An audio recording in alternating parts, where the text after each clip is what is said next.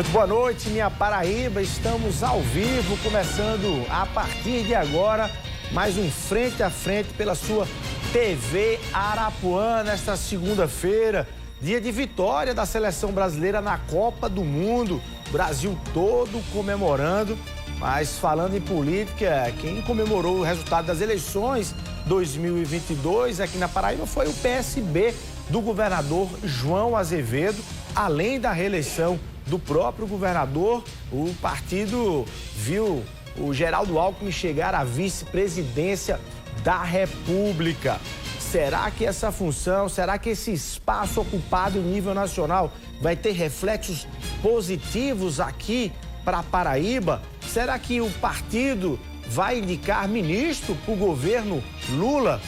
Essas e outras respostas quem vai poder dar nessa noite é ele, que também comemorou o resultado particular nas eleições de 2022. O presidente do PSB aqui do estado, deputado federal reeleito, Gervásio Maia Filho, que é o nosso convidado dessa noite. Fica conosco, frente a frente, tá no ar.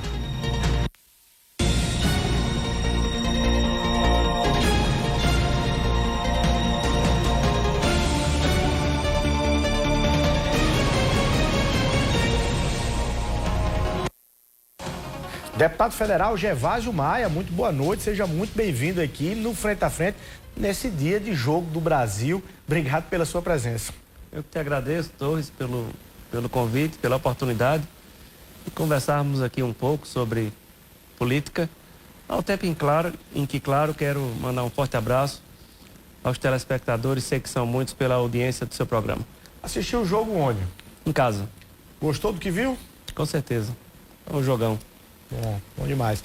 Olha só, vamos lá. É transição do governo Lula, alguns paraibanos indicados, o seu nome também indicado para essa equipe de transição. Se você fazer um balanço geral, eu lhe pergunto, a Paraíba não foi um tanto quanto desprezada nessa equipe de transição, não?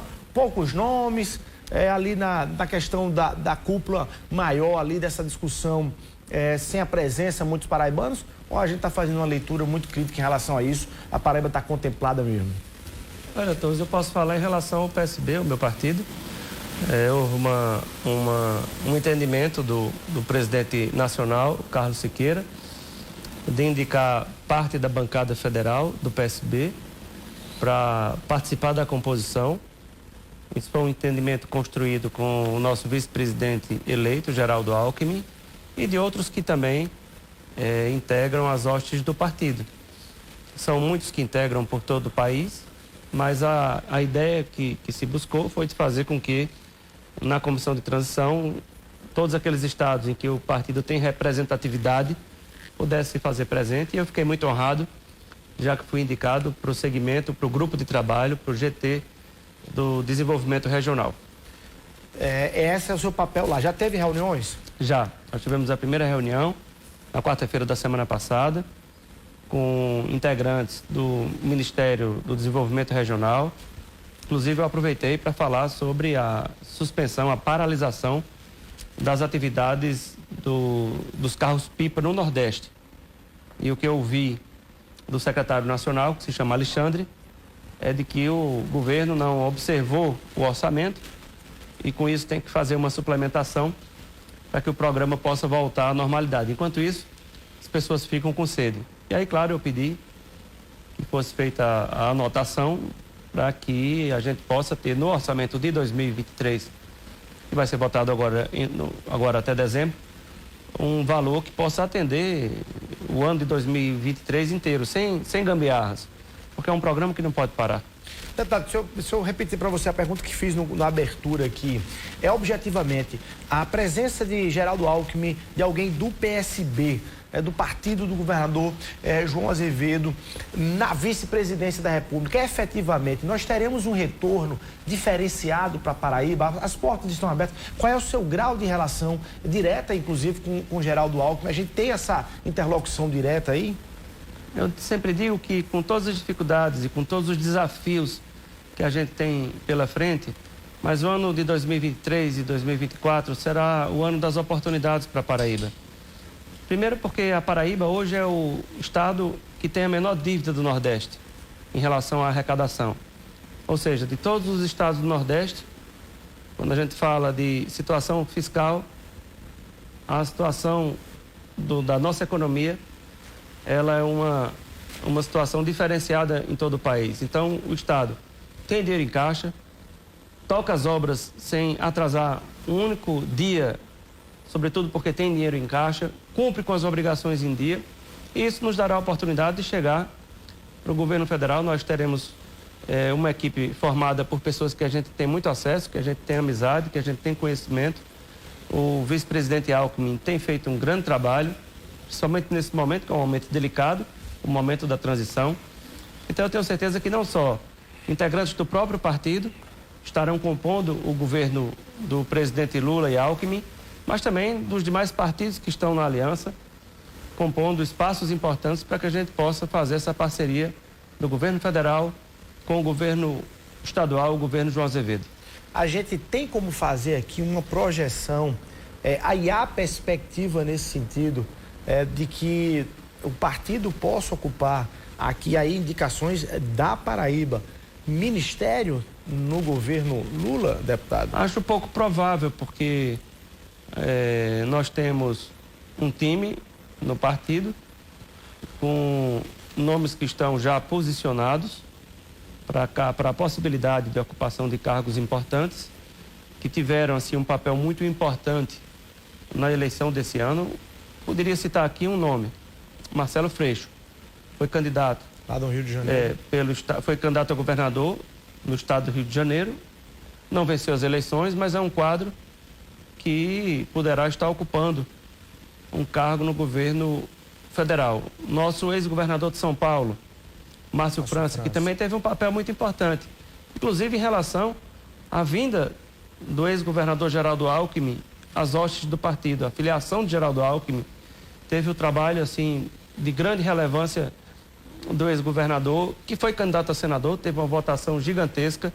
Então, outro nome assim que tem um peso muito forte para ocupar espaços no governo federal. Então, eu vejo que nós estaremos participando enquanto partido com nomes que têm peso.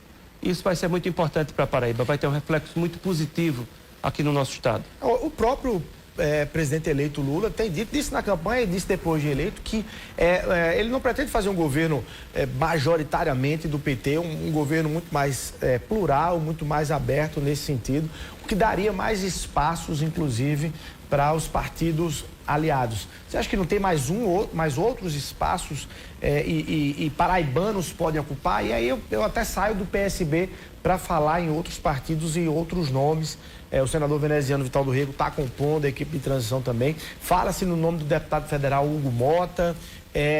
Existiria aí alguma possibilidade? Você que está já convivendo e tendo uma agenda de reuniões e encontros com futuros ministros, com pretensos ministros, os nomes de paraibanos, mesmo fora do PSB, estão na lista, deputado? Veja, nós temos paraibanos que já ocuparam postos relevantes, que têm capacidade, que têm currículo. Agora, essas questões, elas passam pelo entendimento e pela construção dos seus partidos. Então, assim, tem muita construção a ser feita desses partidos com o presidente Lula. Lula vai precisar, e já está fazendo isso, vai precisar dialogar e muito com o Congresso Nacional, sobretudo pela sua formatação do resultado da eleição, pelos quadros que estarão lá compondo o Congresso Nacional. Mas, assim, tudo é possível, claro que sim, tudo é possível. Agora também, Mas você tem ouvido isso? Em relação ao nosso partido, eu preciso te fazer essas considerações.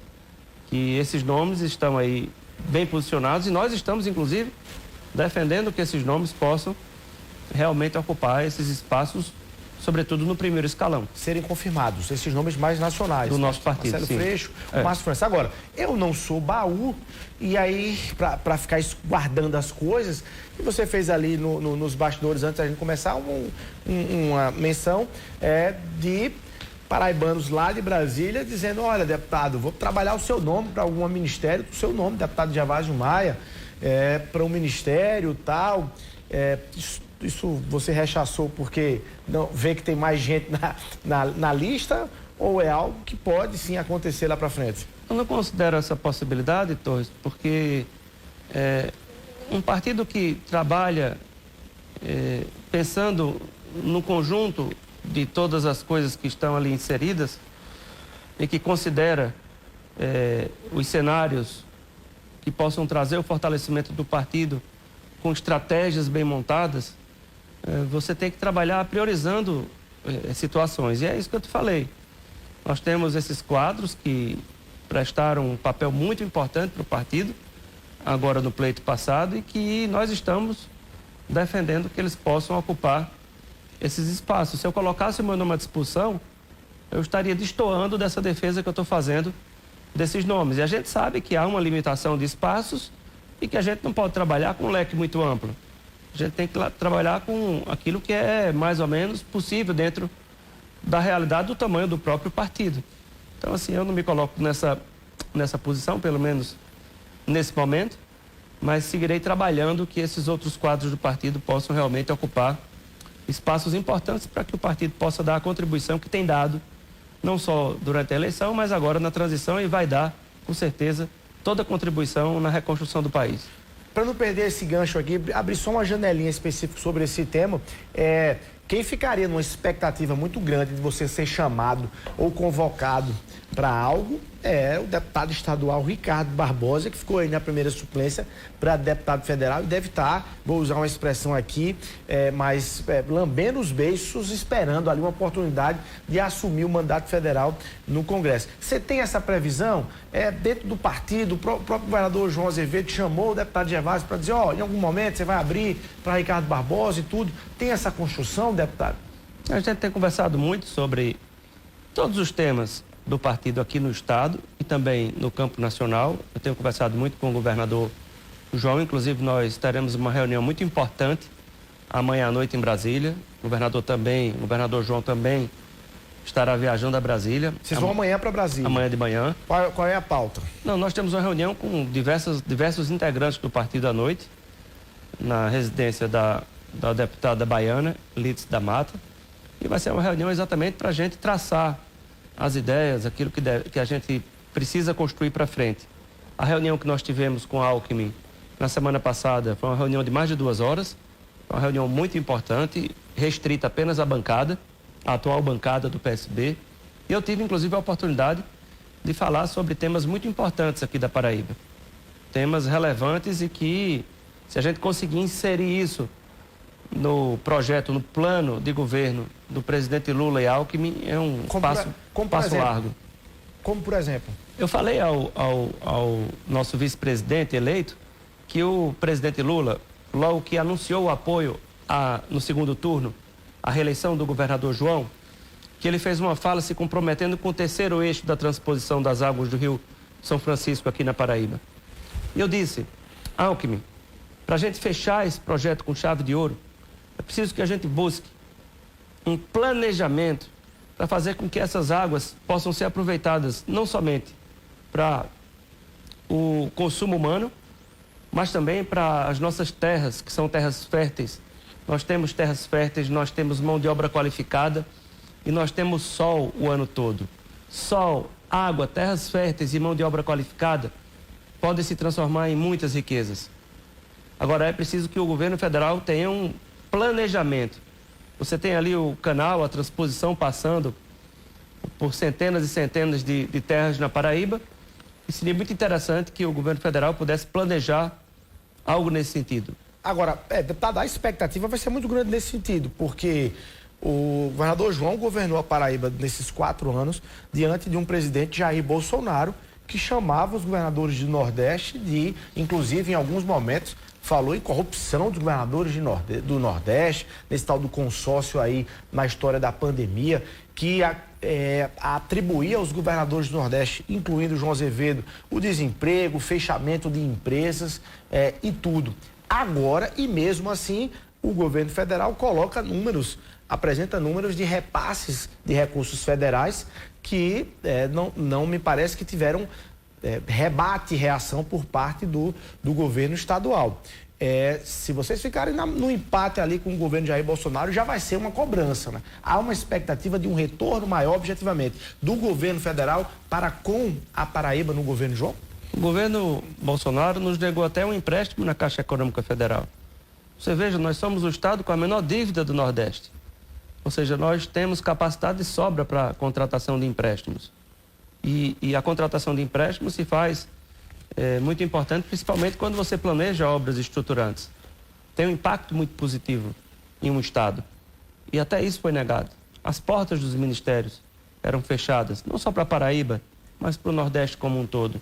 Eu não tenho a menor dúvida que a gente vai ter como avançar nesse diálogo positivo, com o apoio do vice-presidente Alckmin, com o apoio de vários ministros que estarão ocupando pastas importantes, para que nessa parceria, nesse novo momento que a gente vai viver, que a gente possa avançar numa velocidade bem maior. O governo de João foi um governo marcado num período difícil, um período de pandemia, em que o mundo terminou parando por quase um ano, obras paralisadas pelo mundo todo, interrompidas, melhor dizendo, porque as pessoas ou trabalhavam ou morriam. Então, aquilo que era possível de ser paralisado, aquilo que poderia ser suspenso, foi suspenso.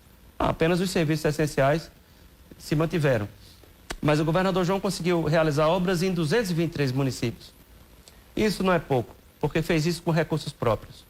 A nossa geração, a minha e a sua, eu imagino que a gente não tenha visto ainda um governo com recursos próprios bancar tantas obras como o governo João Azevedo bancou, sem financiamento e sem recursos do governo federal. É fato. Obras de mobilidade urbana, investimentos importantes na rede de saúde, investimentos importantes na área da educação, investimentos importantes na área hídrica, muita coisa ainda por acontecer, com licitações, com projetos em andamento e mais do que isso, o dinheiro em caixa. Qual a sua relação com o Geraldo Alckmin? Você precisa de intermediário para tratar com ele? Ou tem uma capacidade de fazer essa tratativa direta? Nós temos um canal direto, o governador João tem um canal direto, o governador Geraldo Alckmin, na última reunião que a gente teve, nós ficamos assim muito entusiasmados, porque eu digo nós, a bancada, porque ele sinalizou muito que vai estar trabalhando o fortalecimento do partido, ele sinalizou muito que vai servir como ponte para todos os setores do governo Lula, Alckmin.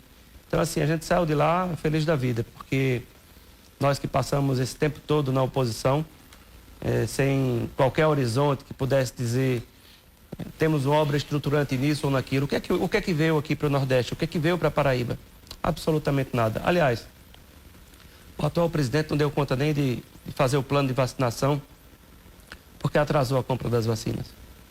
Entre outros atropelos na educação, na saúde, cortes de recursos das nossas universidades.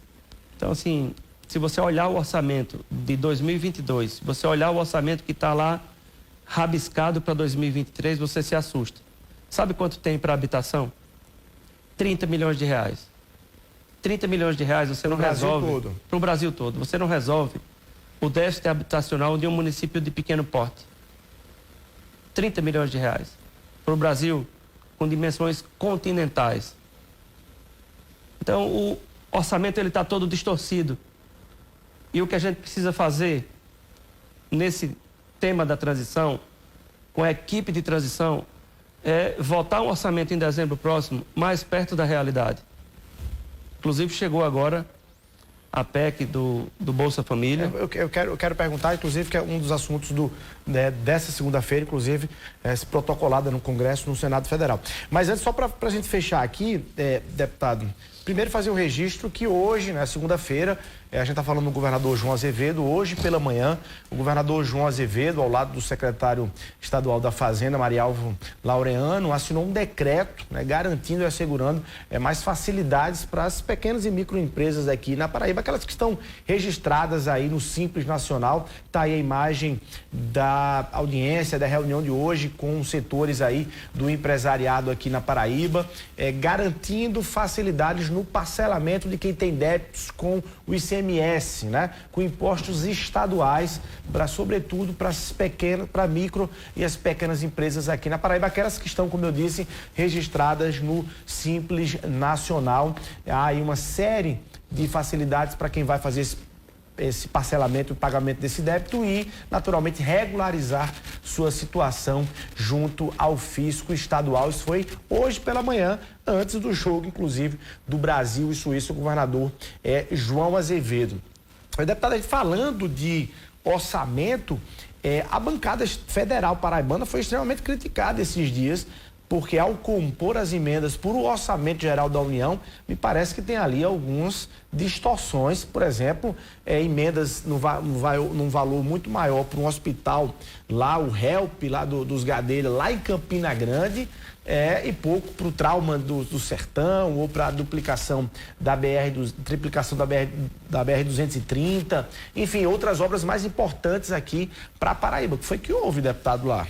Na verdade, as emendas de bancada, elas têm o mesmo valor para todas as unidades da federação, todos os estados têm o mesmo valor.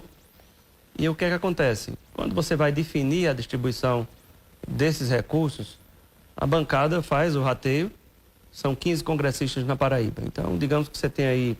Mas vocês distribuíram mal? 250 milhões, cada parlamentar indica 16, 17, 18 milhões. E aí você aprova antes disso os eixos de investimento. Como nós temos direito de indicar 15 emendas, cada parlamentar pode apontar uma emenda. E quem quiser investir naquela emenda, investe. Eu tenho priorizado muito, e esse ano fiz isso, a área da saúde, que são os recursos para ajudar nas despesas do dia a dia. Falando em relação a mim, porque eu nem conheço as indicações que os outros fizeram. Priorizei também recursos para aquisição de máquinas e equipamentos, trator, retroescavadeira, carro-pipa, caminhão compactador de lixo, que tem a ver até com saúde pública. Coloquei também recursos para o nosso Instituto Federal da Paraíba, coloquei recursos para a nossa Universidade Estadual. Essa de emendas individuais ou emenda de bancada? Estou falando das emendas de bancada, em relação à sua pergunta. Então, cada parlamentar vai fazendo a distribuição. Você não colocou emenda para esse hospital HELP, não, é privado, né? Não coloquei. Mas você viu essa discussão lá? Mas os recursos que vou colocar são recursos para os hospitais filantrópicos, que eu coloco, por exemplo, todo ano eu coloco recursos para o Hospital Laureano.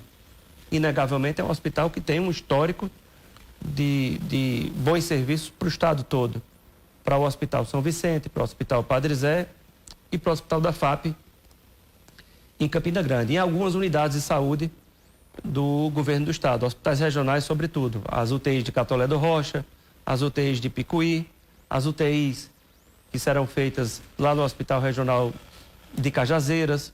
Agora, um tomógrafo sendo comprado para o Hospital Regional de Guarabira, será o primeiro tomógrafo público do Brejo Paraibano, imagine, uma região populosa como o Brejo, vai ganhar o primeiro tomógrafo agora.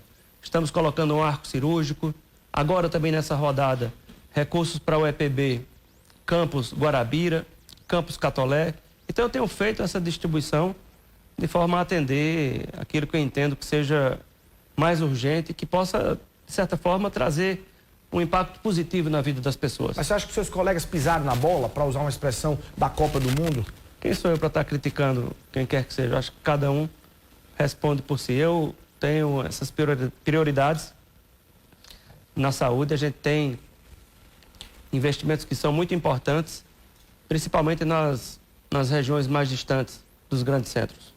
Deputado, dois assuntos dessa segunda-feira no campo político, uma informação da PEC da transição, que foi protocolada hoje no Senado Federal, que prevê aí, pelo menos o texto original que está lá, que prevê ali a garantia de recursos para o Auxílio Brasil, que vai voltar a se chamar Bolsa Família, 4 anos fora do teto de gastos, né? Como é que você está vendo essa votação? Você acha que passa? Como é que está a movimentação dos congressistas em relação a isso? E qual é a sua expectativa, inclusive, para os deputados da Paraíba e senadores votarem essa matéria? Primeiro, quem tem fome não pode esperar. Quem tem fome não pode esperar. A PEC, se ela não for votada, o Auxílio Brasil fica em R$400 para o ano que vem. Então, com a votação da PEC, você deixa fora do teto de gastos mais ou menos 200 bilhões para bancar esses gastos, que são gastos extremamente importantes, porque você, além de garantir os R$600 pagos ao Bolsa Família, você vai ter mais R$150 para cada criança da família que tem até 6 anos de idade. até 6 anos de idade. Então, é realmente algo muito importante. E é preciso também colocar, a verdade ela cabe em todo lugar. O teto de gastos exige que o orçamento, quando ele vai ser elaborado, quando ele vai ser preparado, que ele não ultrapasse o percentual da inflação do último período. Acontece que a gente está tendo superávit, a gente está tendo crescimento de arrecadação acima da inflação. Então, isso nos dá a condição de deixar fora do teto de gastos para poder garantir um tema tão importante quanto esse do Bolsa Família. Você acha que o mercado é realmente sensível, o tal mercado é sensível, ou está sendo utilizado como instrumento político aí nessa nossa história? Eu acho até que essa ansiedade do mercado natural se dá em virtude desse período meio que quem vai ser ministro disso, quem vai ser ministro daquilo, quem vai ocupar a pasta tal. E quem vai ser o ministro disso, deputado? Na sua visão, assim, você está lá em Brasília e está indo para essas reuniões, certamente a gente, de certa forma, já sabe com quem está tratando. O cara não é ministro ainda, mas as pessoas já lhe colocam para se reunir com fulano ou beltrano, com todo respeito, mas para usar a expressão, com um nome ou outro, já sabendo por trás ali que aquele ali será o ministro disso ou daquilo. O ministro da Fazenda será o Fernando Haddad? Vocês já estão vendo dessa forma mesmo? Olha, as especulações, como você tem visto pela imprensa, falam do nome dele. Agora, até a semana passada, com quem a gente conversava, principalmente lá naquele prédio do Banco do Brasil, todos diziam que o presidente Lula está muito silente em relação a essa questão de composição dos ministérios. Eu não sei como é que ele vem agora, porque chegou em Brasília hoje, como é que ele vem agora, porque os dias vão passando, o tempo vai encurtando e ele vai ter que realmente anunciar. Mas até a semana passada, quando você perguntava a alguém, as pessoas diziam, olha, o presidente está muito silente. Então, enigmático e tal, PPP, papapá, mais ou menos por aí.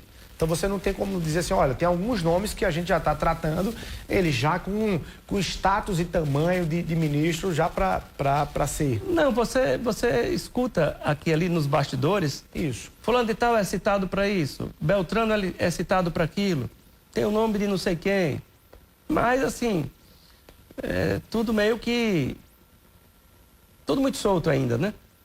Meio que dentro de uma lógica, entende? Pelo perfil, pelo nome, pelo grau de confiança que tem com o presidente. Mas não dá para você estar falando nomes assim sem que as coisas sejam mais direcionadas pelo próprio presidente Lula. Eu quero voltar sobre a sua expectativa em relação à PEC da transição, se ela passa ou não passa, com centrão ou sem centrão, ou com PSDB ou sem PSDB, que está com uma proposta aí alternativa nesse sentido. Mas já que só para a gente voltou nesse assunto de composição, aqui na Paraíba vocês acompanham com atenção outras indicações para o governo Lula que não passem pelo PSB, que não estão na base de João Azevedo, como exemplo, e principalmente o ex-governador Ricardo Coutinho, teria e terá o aval do PSB se ele for um dos indicados para esse novo governo? O PSB cuida do seu quadrado. Cada um cuida do seu quadrado. Quem seríamos nós para estar vetando quem quer que seja? Primeiro porque a gente não pensa pequeno. A gente pensa grande. Quanto mais representatividade, melhor. É assim que tem que ser. Quanto mais nomes o estado da Paraíba tiver compondo o governo Lula, melhor para a Paraíba. Então, cada um cuida do seu quadrado. E vocês acham, numa pergunta inversa, que há um trabalho contrário a algum movimento de João Azevedo junto a Lula, por parte do ex-governador, ou vocês não sentem isso? Até aqui não vi falar nada disso, sinceramente. E também acho que qualquer movimento desse seria cair no vazio, porque esses temas são construídos, repito, pelos partidos em Brasília, conduzidos pelos partidos. Isso passa lá por cima, pela cúpula partidária de todos os partidos. Deputado, a PEC passa, e aí eu quero fazer uma correlação da PEC da transição com a sucessão na Câmara. Tem a notícia, a informação também de hoje, que PT e PSB, né, chegaram a um acordo para reeleição do presidente Arthur Lira. Uma coisa está ligada à outra, ou seja, a reeleição, a sucessão na Câmara de Arthur Lira está ligada a uma condução para que essa PEC possa passar quando ela sair do Senado e for para a Câmara? O presidente Arthur Lira tem exercido um papel muito importante nesse momento delicado que o Brasil vive, de por exemplo, você ter um partido questionando as urnas do segundo turno, que foram as mesmas urnas do primeiro turno, que elegeram os mesmos deputados e senadores, e aí você vê um partido querendo tumultuar a democracia. E o papel que o presidente Arthur Lira tem exercido tem sido um papel de serenidade, de ponderação, de equilíbrio. E isso tem sido muito importante nesse momento. E com isso ele vai, inegavelmente, se credenciando para a sua candidatura à reeleição, à presidência da Câmara dos Deputados. Nós temos, sim, conversado com ele. O presidente Lula, o PT, melhor dizendo, tem conversado com ele. Integrantes do PT, da cúpula do PT também tem conversado com ele. Até porque, nesse período, será muito importante a contribuição do atual presidente Arthur Lira para que a gente possa, nesse período de transição, garantir, e aí a votação do orçamento é o ponto mais alto do período, o orçamento que possa realmente atender às necessidades. Então você deve estar votando nele. Há uma tendência muito forte de votarmos nele, uma tendência muito forte. Eu já conversei com ele, nós já conversamos com ele, continuamos essa conversa e vamos ter um encontro, o partido vai ter um encontro na quarta-feira de manhã. Essa semana.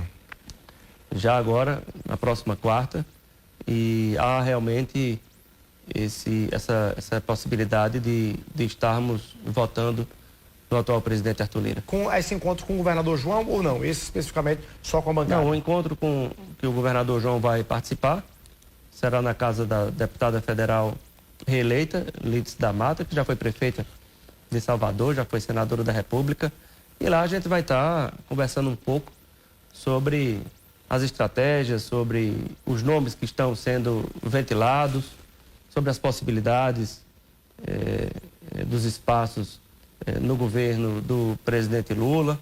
Então vai ser uma reunião muito importante, com a presença de outros governadores. O governador de Pernambuco já confirmou presença, Paulo Câmara. Então, Flávio Dino, senador eleito, vai estar também nessa reunião. Então, vai ser uma semana bem agitada por Brasília.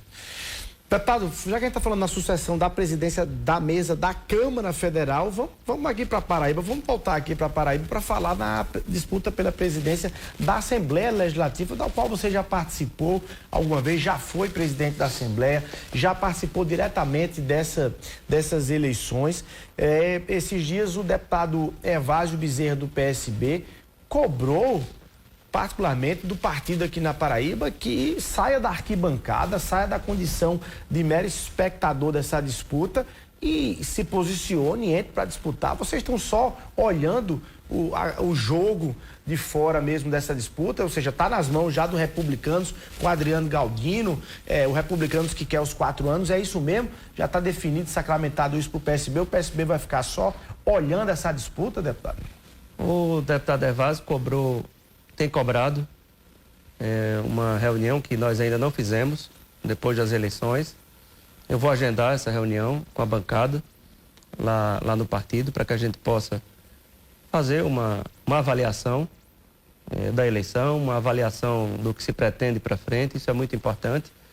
Então, assim, nesse aspecto, o deputado Evásio tem razão e nós vamos agendar, ou para essa semana ou para a semana que vem, essa reunião no partido. Vocês podem lançar um candidato a presidente? Olha, eu tenho dito que esse tema de Assembleia fica com a Assembleia. Porque ninguém manda no voto de ninguém. Às vezes você monta uma chapa e de madrugada essa chapa é desfeita.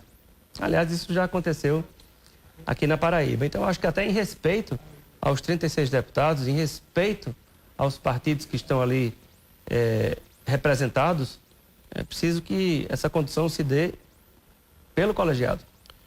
Mas dentro da visão de partido, de construção de partido, para além da Assembleia, o partido e as legendas sempre trabalham com ocupação de espaços e ocupação de poder. Vocês acham natural que o Republicanos do deputado federal Hugo Mota tenha direito aos 4 anos nessa presidência da Assembleia? Se eu pudesse opinar, eu te diria que... O senhor pode opinar aqui no Frente a Frente, inclusive. Se eu pudesse opinar, eu te diria que... E, aliás, eu sempre disse isso, não vai ser diferente do que eu sempre falei.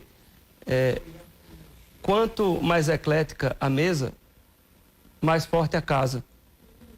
Quanto mais eclética, mais representatividade dos partidos. Partidos menores, partidos maiores. Eu sempre disse isso. Se você pegar lá nos anais da casa, você vai ver que essa sempre foi uma fala minha. Então, eu torço que o meu partido, o nosso partido, fique bem representado na casa, não só na mesa diretora, mas também nas comissões temáticas. Nosso partido tem protagonizado um papel muito importante pelo Estado, à frente do nosso líder maior, o governador João Azevedo. Então, claro que torço que o partido possa se posicionar da melhor forma possível, mas não na imposição, e sim no diálogo, na construção. É assim que tem que ser. Eu posso traduzir essa sua fala dizendo que você defende 2 anos para os republicanos, mas 2 anos para outra legenda ali da base do governo João? Eu acho que nós temos vários partidos que estão no arco das alianças e acho que todos os partidos têm, sim, nomes capacitados para a presidência, para a vice-presidência, para uma primeira secretaria, para uma presidência de uma comissão de justiça, para uma presidência de uma comissão de orçamento. Tem espaço para todos. Basta que os 36 possam dialogar. Mas eu não estou lá. Eu estou na Câmara. Deputado, tem uma foto dessa campanha, inclusive, que eu acho muito representativa. Vou até pedir para a nossa produção colocar aí. É uma foto que tem o governador João Azevedo, você está ali do lado do governador João Azevedo, e na frente de vocês está o deputado Hugo Mota e está o deputado Aguinaldo Ribeiro, ou seja, republicanos e progressistas. Você faz a leitura que dentro dessa nova composição, dessa base do governo João Azevedo, nesse governo, olha aí, tá aí a imagem ali, ó, governador João Azevedo, esse que está de costas aí para a foto, deputado Gervásio Maia está ao lado ali, e entre os dois ali, Aguinaldo Ribeiro do Progressista e Hugo Mota do Republicanos, que me parecem que disputam veladamente, não claramente, tamanho dentro dessa nova composição, desse novo governo. Você tem essa consciência, deputado, e o que é que o PSB pode fazer para não ser engolido por essas duas legendas que chegam com tamanho, com bancada na Assembleia, com bancada na Câmara Federal, com prefeitos de prefeituras de municípios grandes? Vocês podem ser engolidos pelo Republicanos e pelo Progressistas? Eu acho assim, sabe, Torres, que tudo na vida, tudo na política depende de algo chamado construção. Porque, seja qual for o projeto, você tem que combinar com o povo. Agora mesmo, o presidente Lula derrotou, nós conseguimos derrotar o poder. Uma estrutura azeitada, uma máquina poderosíssima, que foi muito usada do atual presidente da República. Então não adianta você ter uma máquina azeitada, você ter espaços importantes se você prioritariamente não olhar para as pessoas. Se você não sair da sua bolha e olhar o entorno da bolha. Se você não for para fora. Se fosse assim, todos os que ocupassem cargos relevantes estariam perpetuados na política. E não funciona dessa forma. Então, eu acho que, assim, é preciso que haja serenidade, que haja um sentimento de colaboração, de construção, sem a necessidade de pressões, porque política não se faz com pressões, política não se faz com ameaças, com intimidações. Estão havendo? Não. Estou fazendo aqui uma leitura de como as coisas funcionam. Claro que não estão havendo. O clima é de harmonia, o clima é de tranquilidade, de serenidade entre todos aqueles que integram a base do partido, inclusive porque o governador João, ele é alguém assim muito, e já reconhecido pelo diálogo. Ele não anda impondo, ele não anda ameaçando, ele não anda perseguindo. A Paraíba já conhece essa característica importante do governador João. Muitos se acostumaram com outro tipo de modelo, mas o do governador João é esse, é o do diálogo. Diálogo com serenidade, com bom senso. Então, Então, assim, não dá para a gente estar apostando em 2026, apostando em 2024, está precipitando as coisas. Mas me permita fazer uma leitura e você diz se discorda ou não. Dependendo do movimento do governador João Azevedo para 2026, por exemplo, se ele não sair para disputar nenhum mandato de senador ou qualquer coisa que seja, se ele quiser fechar o segundo mandato, o PSB pode estar completamente fora da disputa de 2026, sem indicar nome algum para a chapa majoritária, sem ter, uma vez que os nomes de Aguinaldo Ribeiro, de Hugo Mota, a senadora Daniela Ribeiro do PSD já teria ali um debate de reeleição, se fosse o caso, o PSB corre o risco de não configurar-se na chapa de 2026 e ficar completamente fora. Você discorda disso? Claro. Um momentinho, segura um pouquinho para você poder desenvolver a sua resposta. Daqui a pouquinho a gente vai rapidinho para o intervalo comercial, 1 minutinho, e a gente volta aqui no Frente a Frente com o deputado federal Gervásio Maia, presidente do PSB da Paraíba.